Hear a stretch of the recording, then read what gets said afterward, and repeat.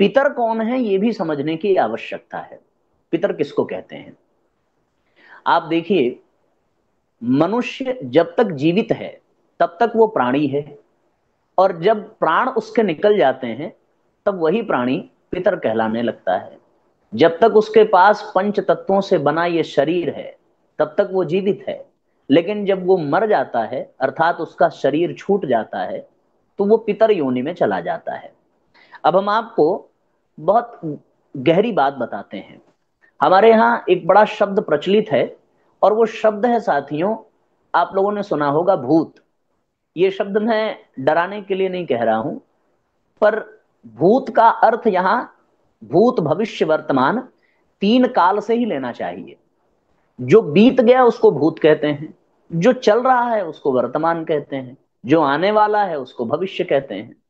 तो यहां पर जो बीत गया उसको भूत कहेंगे, अर्थात जिसका शरीर छूट गया वो सब के सब भूत हैं।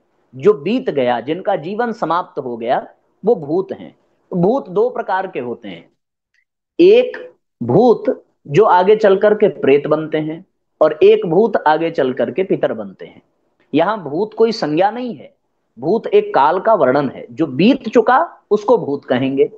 वही बीता हुआ दो स्वरूप में पुनः सामने प्रस्तुत होता है, एक प्रेत के रूप में, दूसरा पितर के रूप में।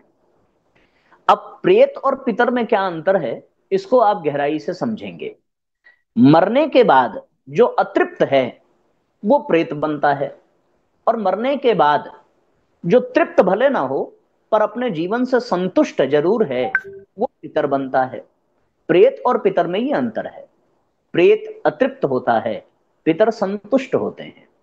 एक और अंतर है साथियों, कि प्रेत वही आत्माएं बनती हैं जो दुष्ट प्रवृत्ति की होती हैं, पर पितर वो आत्माएं बनती हैं जो श्रेष्ठ प्रवृत्ति की होती हैं। प्रेत का जो कार्य है वो दूसरों का पतन करना है, पर पितरों का जो कार्य है वो दूसरों का उत्थान करना है। प्रेत का कार्य है दूसरों को कष्ट पहुंचाना, पितरों का कार्य है दूसरों को सुख पहुंचाना। प्रेत का कार्य है दूसरों से बदला लेना, पितरों का कार्य है दूसरों को सहयोग पहुंचाना।